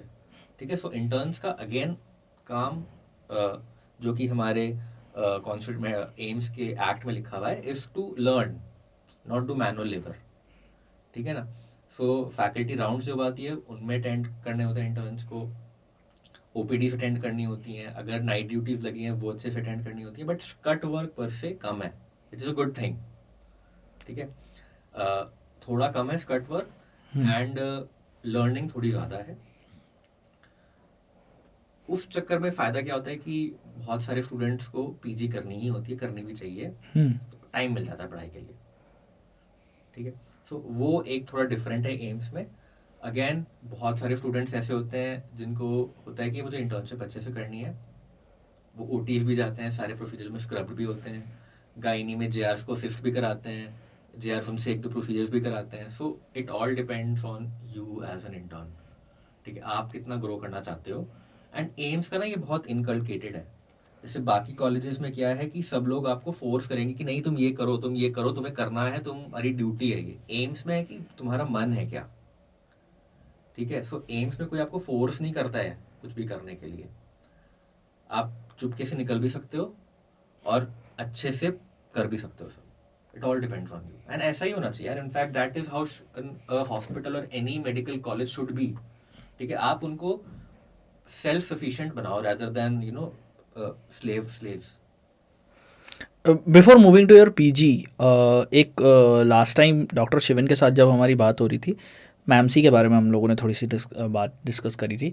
उन्होंने एक चीज़ बोली थी कि एम्स के फैकल्टी ज़्यादा ओपन अप है अबाउट एक्स्ट्रा करिकुलर। सो क्या एम्स का एक बच्चा जैसे तीसरे साल पे जाके या दूसरे साल पे या इवन 4th ईयर पे जाके पता लग रहा है कि यार नहीं, मैं मेडिकल फील्ड से ज़्यादा कनेक्ट नहीं कर पा रहा हूँ, तो उसका फील्ड चेंज करने का कितना आसानी होती है उसको या कितना मुश्किल होती है उसको? सो फैकल्टी की तरफ से कोई इसमें वो नहीं है इंटरफेरेंस। ठीक है, it is all on students personal choice. So हमारे टाइम पर बहुत सारे बच्चे यूपीएससी का एग्जाम भी देते थे। अब इन जनरल वो पाथवे डॉक्टर्स के लिए थोड़ा लेस लुक्रेटिव हो गया है, क्योंकि जितना मैंने सुनने में आया है कि इंटरव्यूअर्स जो हैं they don't prefer doctors to be civil servants for whatever reasons, maybe there inherent culture of promoting art students और IT graduates into civil services, or they want more doctors to stay in medical rather than civil services. That's up to them. But थोड़ा less lucrative हो गया है। What I really hear from the students is कि भाई बहुत सारे बच्चे MBA करना चाहते हैं। ठीक है, I don't know बहुत सारे ऐसे जो कर रहे हैं। इनफैक्ट मेरे कॉलेजेस में 1-2 ही जानता हूँ मैं। Most of them are into medical. अब बहुत सारे बच्चे US आउटसाइड इंडिया भी जाना स्टार्ट कर रहे हैं। पहले तो बहुत कॉमन था, like 2005 and before, like the whole batch almost used to go to the US। 2005 to 2020 तक इंडिया पीजी बहुत कॉमन हो गया, मेन स्ट्रीम हो गया। दोबारा I have seen trend to shift towards US। सही। अब थोड़ा चलते हैं आपके पीजी की तरफ। तो एम्स से आपने MBBS करी एंड देन उसके बाद चंडीगढ़ गए आप। हाँ। तो पहली बात तो चंडीगढ़ में कैसा था माहौल? दूसरा कि एम्स क्यों नहीं चुना या एम्स की तरफ क्यों नहीं गए? तो सिंपल रीजन है एम्स क्यों नहीं चुना, क्योंकि मुझे रेडियो करनी थी, मेरी एम्स में रैंक 4 थी, रेडियो की एक सीट थी और रैंक 2 ने ले ली। यार दिस इज ब्रूटल, तो सिंपल रीजन है इसका, तो और रीजन दिस इज ब्रूटल। तो इतना ही स्कोप है यार, अगर एक प्रीमियर इंस्टीट्यूट से आपको रेडियो करनी है तो टॉप 1 रैंक चाहिए। तो ठीक है भाई। हाँ, तो वही सीन है। But the good thing about PG seen in India is कि बहुत सारे मेडिकल कॉलेजेस हैं जिनमें अच्छी है पीजी, ठीक है। एंड मतलब now 6 years out of NEET PG rat race, I can like confidently say कि बंदे पे डिपेंड करता है, ब्रांच पे नहीं डिपेंड करता, ठीक है। वो क्या करता है अपनी लाइफ में, अच्छा, ठीक है ना, सही। बंदे पे डिपेंड करता है। बहुत सारे ऐसे बंदे मिलेंगे आपको बेसिक साइंस करके खूब फोड़ रहे हैं लाइफ में, खूब कमा रहे हैं लाइफ में, पॉडकास्ट कर रहे हैं लाइफ में। ठीक है, मैंने नहीं कुछ ज्यादा फोड़ा है लाइफ में, बट मैं फिर भी बता रहा हूँ। नहीं, साइंस स्टूडेंट। वही ना, तो बंदे पे डिपेंड करता है। प्लस पीजीआई में सीट्स थी, सेकंड रीजन, मेरी पीजीआई में रैंक 11 थी, तो वहाँ पे मुझे सीट मिल गई पीजीआई की, and second best college India का रेडियोलॉजी के लिए। अच्छा, पीजीआई चंडीगढ़, आप थोड़ा सा चलते हैं उसकी तरफ। प्लस एम्स का एक बच्चा पीजीआई चंडीगढ़ में जाता है, वहाँ पर कैसा माहौल मिला?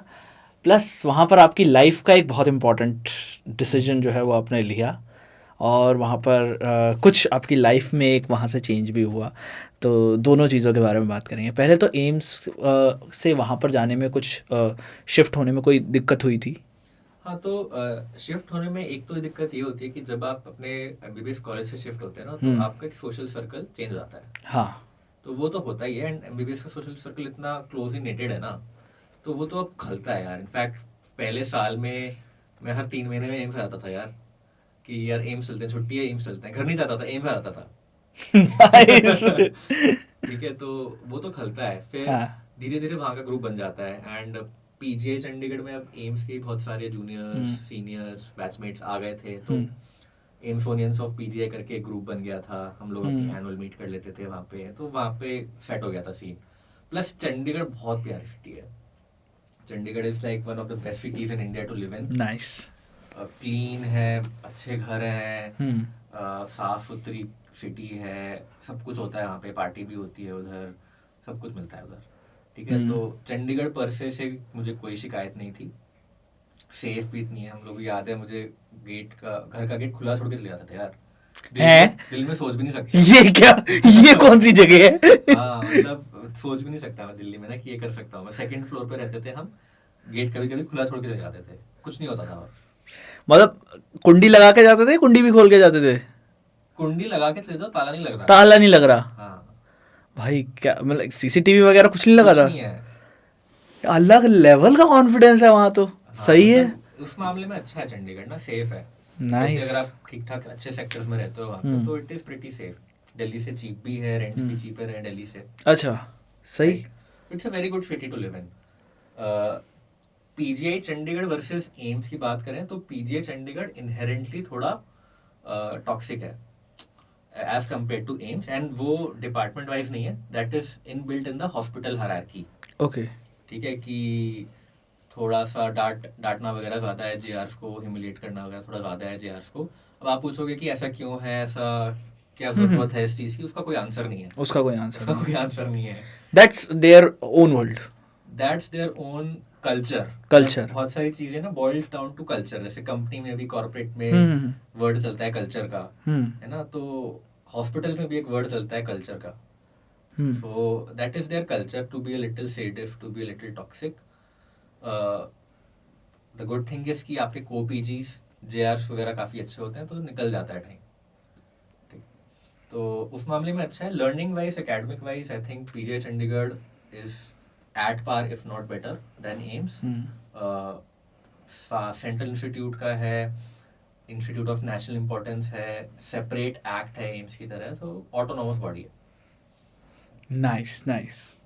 और अब आते हैं थोड़ा सा दूसरी बात, जब इनफैक्ट पीजीआई चंडीगढ़ में मेरे लिए बहुत इंपॉर्टेंट कॉलेज रहा, क्योंकि I met my wife Oshika there, so जैसे एक टिपिकल मेडिकल लव स्टोरी लोग इमेजिन करते हैं ना कि एक पेशेंट को देखने आए एंड फिर वहीं से बातें शुरू हो गई एंड फिर प्यार हो गया एंड फिर शादी हो गई, सो सॉर्ट ऑफ सिमिलर सी स्टोरी है ओके कि एक पेशेंट थी, एक मतलब she is a gynaecologist, okay तो by the way next episode पक्का पक्का पक्का, देखो पक्का बोल रहे हैं तो जैसे कि हुआ कि एक पेशेंट आई थी, हम्म, प्रेग्नेंट पेशेंट थी, ब्लीड कर रही है बहुत ना, वजाइनल ब्लीड कर रही थी एंड पोस्टपार्टम थी। पोस्टपार्टम मतलब कि डिलीवर कर चुकी थी बाहर के हॉस्पिटल में एंड Okay. अभी डिलीवरी के बाद बहुत ब्लीडिंग हो रही थी नीचे ओह। से, तो कॉज नहीं मिला, उसका सीटी कराया तो एक वेसल थी जो ब्लीड कर रही थी, लीक हो रही थी।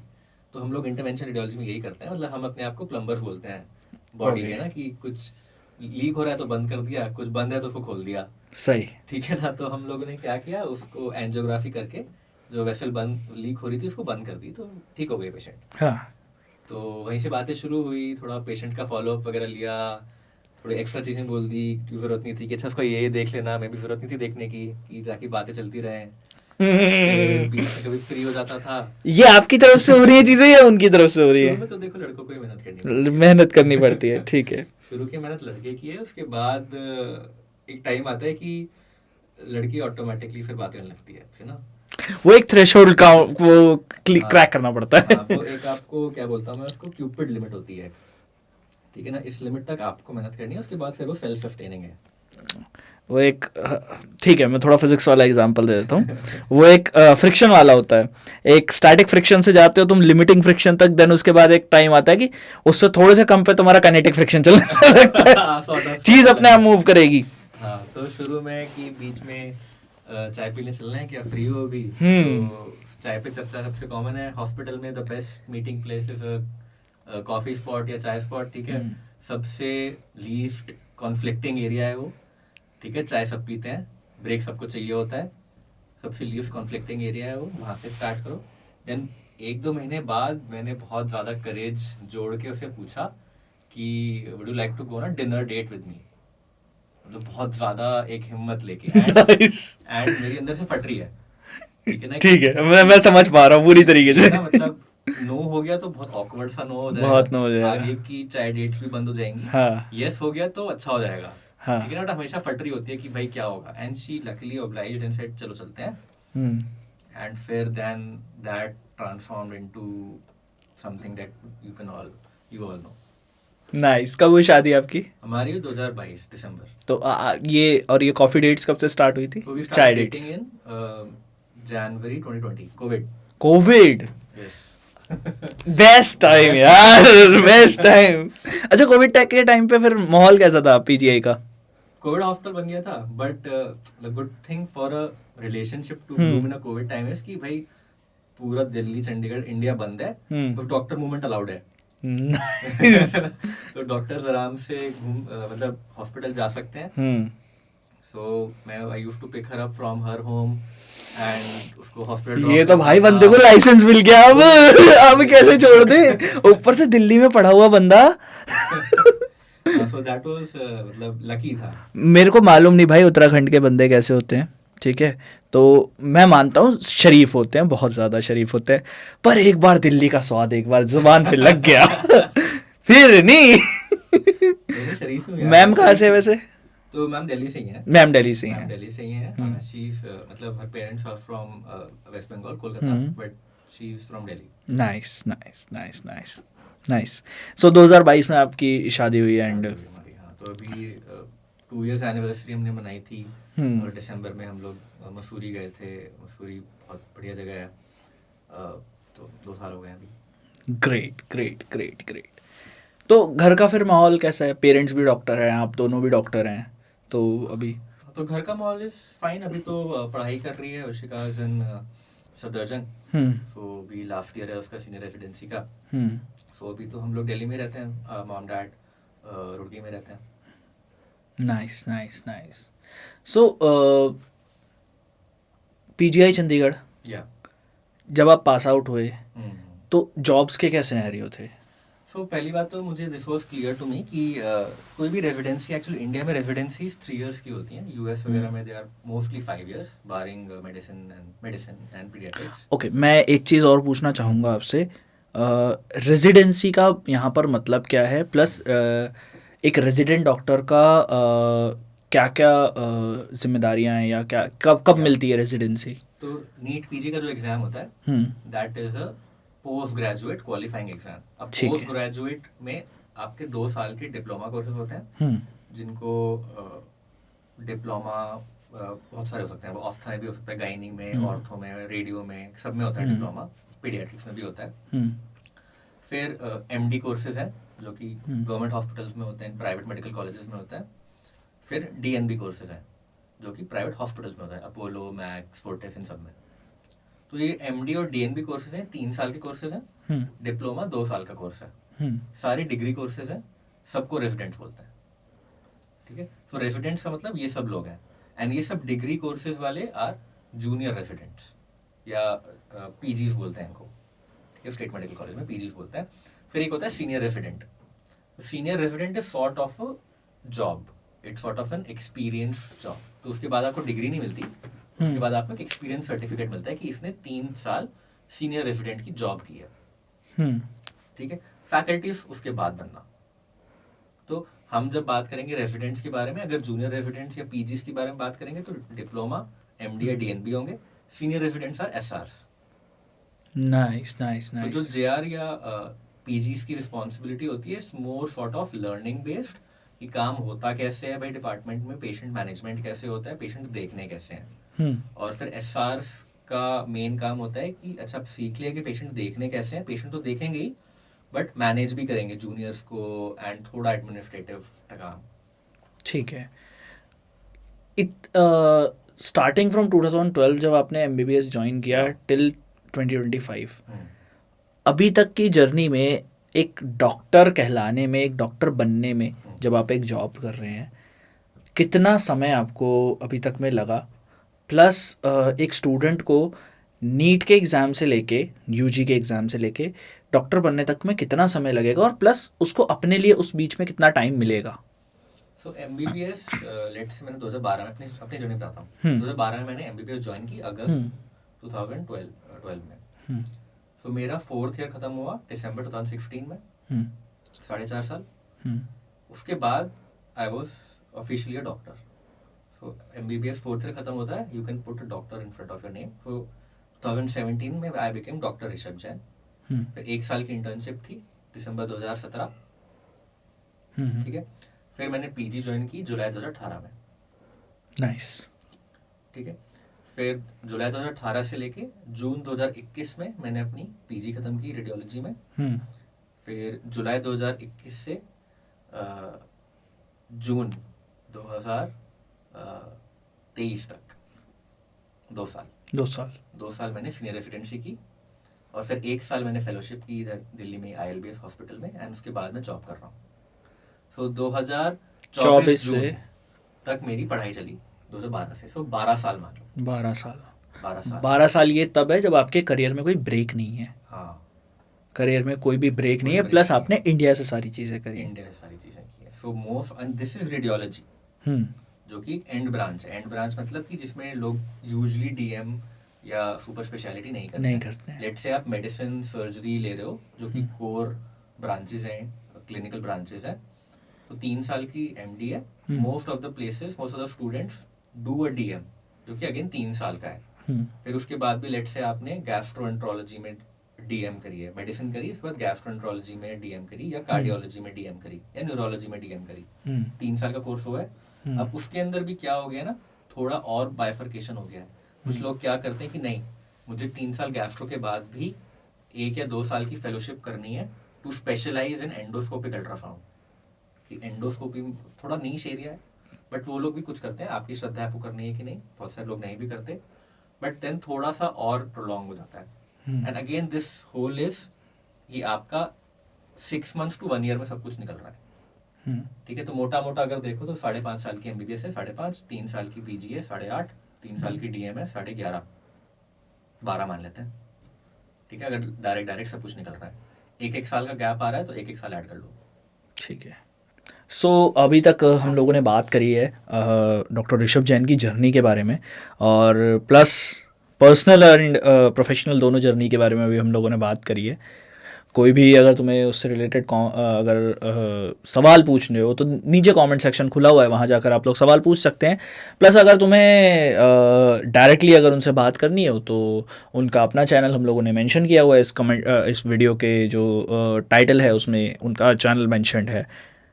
अब मैं थोड़ी सी चीज़ें बात करने जा रहा हूँ पेशेंट के जो ट्रेंड्स अभी हम लोगों को देखने को मिलते हैं, plus as a resident of Delhi आप लोगों को क्या क्या चीज़ें अवॉइड करनी चाहिए, क्या क्या चीज़ें आप कर सकते हो, और थोड़े थोड़े चीज़ों के बारे में बात करूँगा।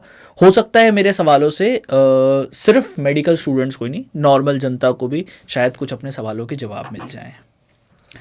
अभी के टाइम पे डॉक्टर ऋषभ हमारा खाना जो है वो ठीक तो नहीं है, क्योंकि जेनजी, मैं एक जेनजी हूँ, कैमरा के पीछे जो बंदा है वो भी जेनजी है, आप मिलेनियल हो, ठीक है। तो जेनजीज का मेनली हमारा प्रॉब्लम क्या है, जेनजीज एंड जेन अल्फा का, we are fond of scrolling down the phones and we are are eating habits are like कि जो सामने दिख गया वो खा लेंगे, प्लस टेस्टी होना चाहिए, हेल्दी हो कि ना हो उसकी मैक्रोज एंड माइक्रोज क्या है वो हमें डिपेंड नहीं करता, बस पेट भरना चाहिए एंड वो होना चाहिए कि टेस्ट ज़ुबान को मिलना चाहिए। तो इससे किस तरीके की क्या कुछ नई बीमारियां हैं जो निकल के आई हैं, प्लस दूसरी चीज़ है कि जो किडनी पेशेंट्स हैं, मैंने अपनी लाइफ में आसपास में काफ़ी ज़्यादा किडनी पेशेंट्स जो हैं वो अभी देखे हैं। मेरे आसपास के लोगों में मैंने किडनी की प्रॉब्लम बहुत ज़्यादा देखी है।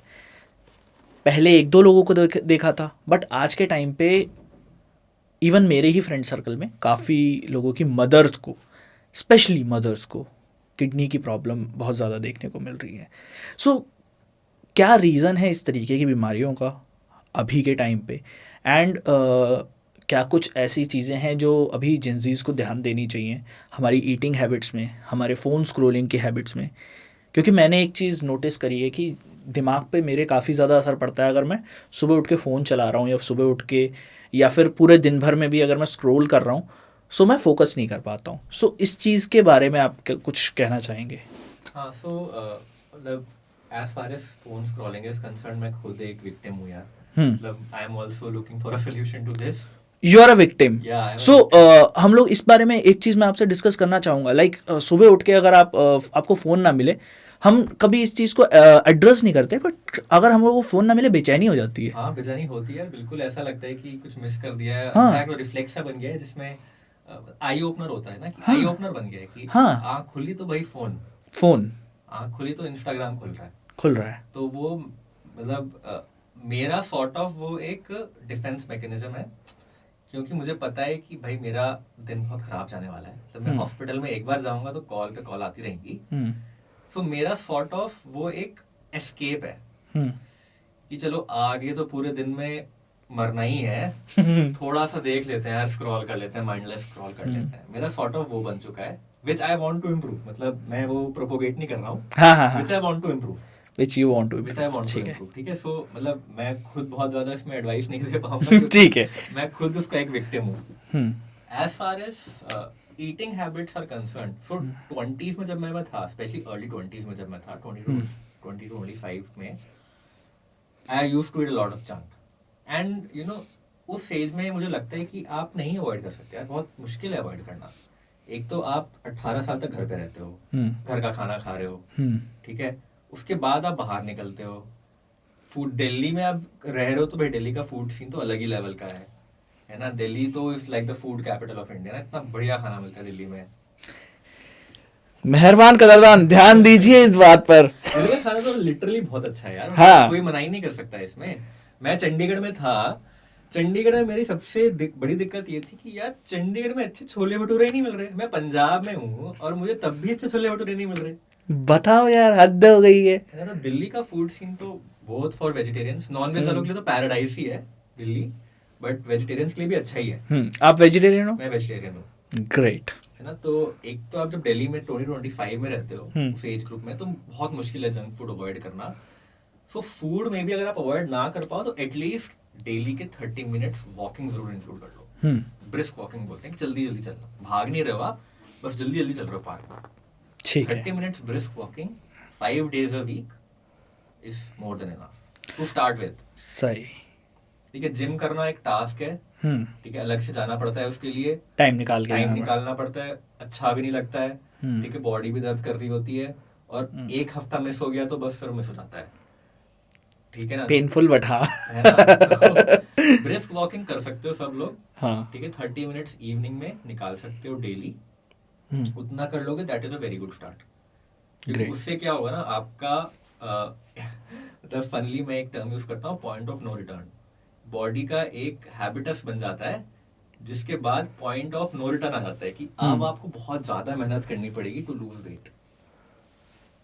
ठीक है, आपका एक इतना वेट हो जाता है कि उसके बाद आपको बहुत ज्यादा मेहनत करनी पड़ती है टू ठीक लूज है, वेट। ठीक तो है। वहां तक नहीं पहुंचना है बस। ठीक है। ठीक है ना, क्योंकि वहां तक पहुंच गया ना तो, क्योंकि बॉडी इतनी मतलब बल्की हो जाती है, हाँ। मूव करना ही मुश्किल हो जाता है, Move फिर करना। आपका मतलब मोटिवेशन भी कम होता रहता है, तो वहां तक नहीं पहुंचना, डेली 30 मिनट्स फिर आप हार मान के वही कहते हो, फिर ये हाँ। जंक खाने ही लग जाते हो। जंक खाने लग जाते हो आप ना। सो दोस्तों, आज से मैं और अविनाश हम लोग रोज शाम को 5:30 बजे एक ब्रिस्क वॉकिंग का सेशन नीचे जाकर घूमेंगे। मैगी खा लेते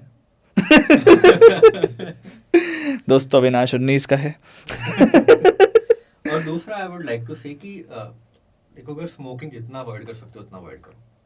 कैसे अवॉइड करें? मतलब वी लिव इन दिल्ली, या ठीक है, and if we don't smoke तो पैसिव स्मोकिंग बहुत ज़्यादा हो चलो, जाती है। पैसिव स्मोकिंग अगर नहीं भी अवॉइड कर पा रहे हो तो एक्टिव तो करो, क्योंकि एक्टिव। हाँ, मतलब अल्कोहल भी करनी चाहिए अवॉइड, बट स्मोकिंग तो पॉकेट में होती है यार। हाँ। स्मोक पॉकेट में होता है, लाइटर पॉकेट में होता है, और एक बार में 2 हो जाती हैं वो, अगर हाँ। आप कर रहे हो, अगर आप स्मोकर हो तो। एंड दिन के आई have seen people smoking 20 cigarettes a day, है ना। सो स्मोकिंग अवॉइड करो एंड ब्रिस्क वॉकिंग करो, that is like the bare minimum and effective thing that you can do in your 20s। Sure. और एक चीज़ और पूछूंगा, बिकॉज यूर अ डॉक्टर, तो मैं आपसे ये सवाल ज़रूर पूछ सकता हूँ। एक तो इतना हेक्टिक लाइफस्टाइल होता है आपका खुद का, ठीक है। सो अभी कॉर्पोरेट्स में क्या हो रहा है कि जो लोअर लेवल के जो एम्प्लॉयज़ हैं, जिनकी salary ranging around 30 to 60 per month, फिर ओके 30 to 60 पर मंथ, सो उनकी लाइफस्टाइल ऐसी है कि वो बंदे अभी उस लेवल पे हैं जिनके पास ना टीम है और जो टीम का पार्ट है, बट उनको काम करना ही करना है। उनसे ऊपर वाले जो बंदे हैं वो उनको हमेशा काम करते हुए ही दिख रहे हैं। तो एक फॉन्ड ऑफ एक स्ट्रेस वाली फीलिंग आ जाती है हमेशा, और काफ़ी ज़्यादा स्ट्रेस जो है वो बढ़ता जाता है। इसी के चक्कर में लोग कई बार स्मोक करने लगते हैं या जंक खाने लगते हैं या कुछ की किसी चीज़ से उन्हें एस्केपिज्म मिल जाए। हाँ, डोपामिन हिट हो। तो उस चीज़ को कैसे कैटर किया जाए कि अपने स्ट्रेस लेवल्स को थोड़ा सा कम किया जाए, प्लस क्या प्रैक्टिस कर सकते हैं वो लोग कि एक एस्केप मैकेनिज्म उनको मिल जाए कि वो अपने आप को switch on and switch off कर सकें। तो सिंपल तरीका जो मुझे लगता है कि नो वर्क एट होम, मतलब you should not bring any work to home. कि अगर भाई 9 to 6 जॉब है, 10 to 6 जॉब है कॉर्पोरेट्स में, तो उतना ही करना है। Don't bring home work to home, क्योंकि तब वो फिर स्विच नहीं हो पाएगा। Once you are at home तब इट इज योर टाइम।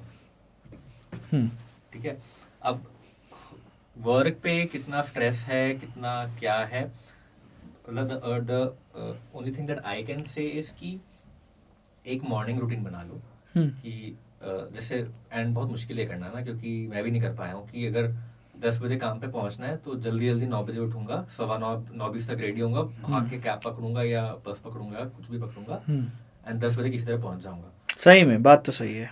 ठीक है, तो वो एक जो रूटीन बन जाता है ना, वहीं से स्ट्रेस शुरू हो जाता है। हाँ। तो अगर वो आप 8 बजे उठ जाओ, आधे घंटे आराम से रेडी हो जाओ, ऑर्डर कर लो घर पे, खाना बना नहीं रहे तो या कुक नहीं है तो, उसी से मुझे लगता है कि once you start a day slow, it automatically falls in place. Nice.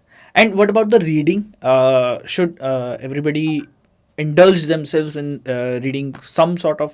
या आई मीन मैं बहुत ज़्यादा अगेंस्ट में एडवाइस नहीं दे पाऊंगा Hmm. क्योंकि that is not something that I do but yes जितना मैंने सुना है Hmm. That yes reading also calms you down gives you a broader perspective कि भाई और क्या क्या चल रहा है इस दुनिया में and it in general is helpful.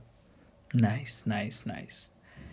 तो अभी आप दिल्ली में रह रहे हो. पिछले 2016 से लेके अब तक में जितना आपने देखा, हर दिवाली के बाद हर ठंडियाँ ऐसी ही जाती हैं हमारी, AQI बहुत ज़्यादा रहता है. क्या प्रिकॉशंस आप लोग अपने तरफ से लेते हो टू प्रोटेक्ट योर सेल्फ? तो यार एयर प्यूरीफायर तो लेना ही पड़ेगा. मतलब अब दिल्ली में उसके बिना तो पता नहीं कैसे क्या हो गया दिल्ली का ना. मतलब इतना गंदा नहीं था जब मैं जब रुड़की में रहता था, फिर दिल्ली में भी आना जाना पड़ता ही था. This was 2010.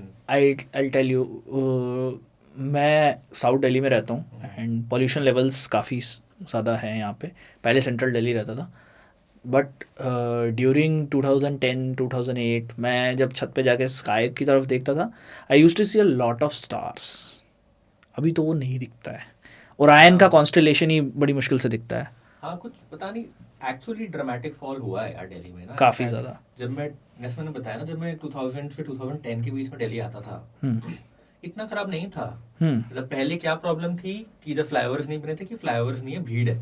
फ्लाईओवर्स बन गए तो वो भी शॉर्ट हो गया था. अब तो यार it is like a gas chamber. जैसे मैं मसूरी गया ना, I told you, the moment you step out of the plane into the airport, आपको भाई अलग हवा दिखती है. And once you come into Delhi and you step out of the plane, एक गैस सी स्मेल आने लगती है. सो ओनली वे मुझे तो ये लगता है कि भाई उस टाइम पर आप आउटडोर्स जा रहे हो तो wear an N95 mask, specially November to December वाला जो टाइम पीरियड है जब गंदा होता है दिल्ली एकदम. N95 mask, air purifier, nice. Avoid outdoors. सब डॉक्टर्स ये बोलते हैं कि नवंबर टू दिसंबर में कुछ जॉगिंग नहीं करनी मॉर्निंग में. ठीक है, वर्कआउट सब घर पे करना है. तब ब्रिस्क वॉकिंग नहीं. तब घर पे करो जो करना है, क्योंकि भाई हवा इतनी खराब है बाहर की, है ना. एयर प्यूरीफायर रखो, 2 रखने, एक ड्राइंग रूम में, एक अपने बेडरूम में 2 रखो. बट तब एक्टिवली एफर्ट करना पड़ेगा आपको कि वो गंदी पोल्यूटेड एयर ना ब्रीथ करो. ठीक ठीक ठीक ठीक. कई लोग यहाँ पर ये भी बोलेंगे यार, कई लोग नहीं अफोर्ड कर सकते एयर प्यूरीफायर, सो उसके लिए यार मास्क ज़रूर लगा के चलो आप. Mask is must. सही सही सही. सो डॉक्टर ऋषभ, बहुत ही ज़्यादा मज़ा आया मुझे. एक फाइनल एडवाइस अगर आप, एक तो मैं कहूँगा नीट एस्पिरेंट्स को, दूसरा मैं कहूँगा MBBS स्टूडेंट्स को देना चाहें for their professional and personal life. So NEET aspirants के लिए फर्स्ट कि भाई जो मैंने 2 चीज़ें आपको पहले बताई ना, कि सेम डे रिवाइज एंड कोई टेस्ट मिस मत करो. बस बेसिक सी एडवाइस है, बहुत इफेक्टिव एडवाइस है. नाइस. ठीक है, कुछ आपको तीर नहीं मारना. ठीक है, डेली का डेली पढ़ लो, रिवाइज कर लो, और कोई टेस्ट मत मिस करो. सब कुछ ऑटोमेटिकली लाइन में आ जाएगा. ठीक है. अब MBBS की बात करते हैं. सो MBBS, पहली बात, जब आप MBBS में आओ ना, तो ये सोच के रहो कि मुझे अभी 12 साल और काटने हैं इसी फेज में, पढ़ाई वाले फेज में, अनसर्टेनिटी वाले फेज में. नाइस. तो बर्नआउट मत हो जाना. ठीक है, बहुत सारे बच्चे क्या होते हैं कि MBBS के सारे प्रॉफ टॉप कर रहे हैं, बट भाई इतने थक जाते हैं ना by the end of MBBS. NEET में रेसिडेंसी में थोड़ा लैग आने लगता है, फिर DM के एग्जाम क्रैक नहीं होते. ठीक है, सो लाइफ बहुत सीरियसली मत लो. Once you are in MBBS, 2-3 साल मस्ती करो. नीट PG का 3rd ईयर से सोचना. नाइस. ठीक है, आराम से निकल जाएगा. 2 साल से ज़्यादा किसी एग्ज़ाम की दुनिया में प्रिपरेशन नहीं चाहिए होती. ऐसा कोई एग्ज़ाम नहीं है दुनिया में जो 5 साल प्रिपरेशन मांगता है. UPSC हो गया, वो नीट हो गया, कुछ भी हो गया. मेरे को एक फाइनल सवाल आपसे पूछना है, मैं थोड़ा कंट्रोवर्शियल हो सकता है, बट जो बच्चा 5 साल लगा रहा है नीट UG को क्रैक करने में, तो क्या वर्थ इट है उसको MBBS में जाना?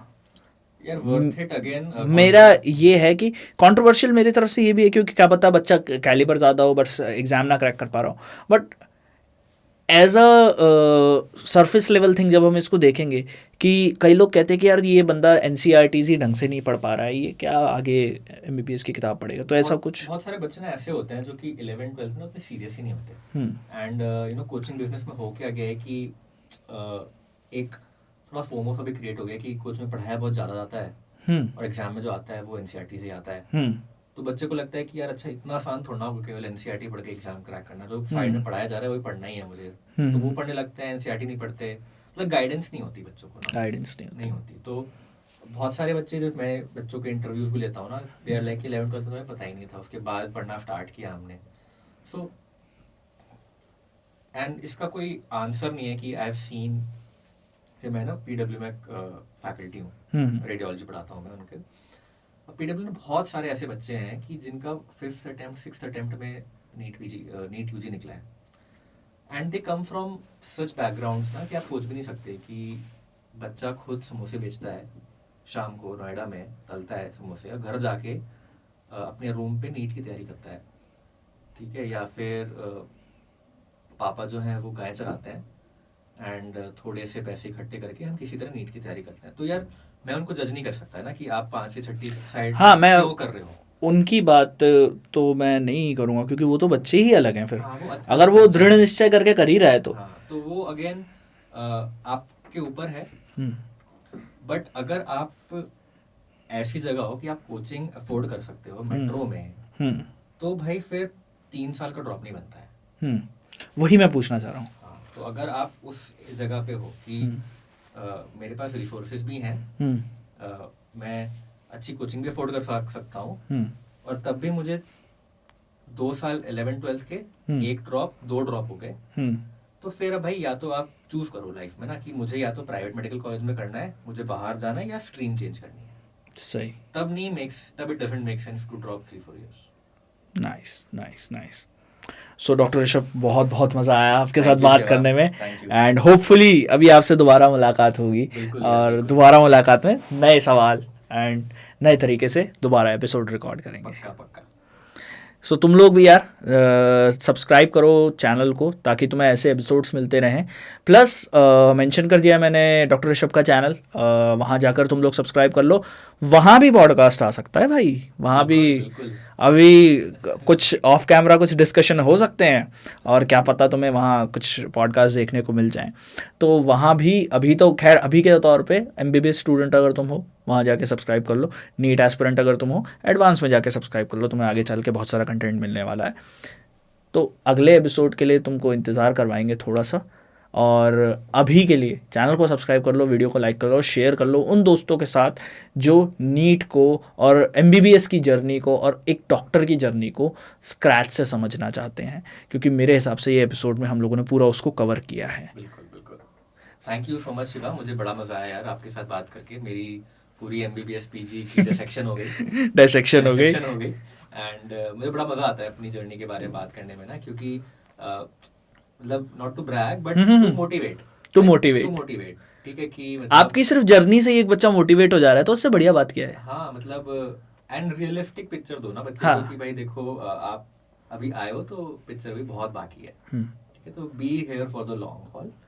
अच्छा प्रोफेशन है, सेटिस्फाइंग प्रोफेशन है, मेहनती प्रोफेशन है।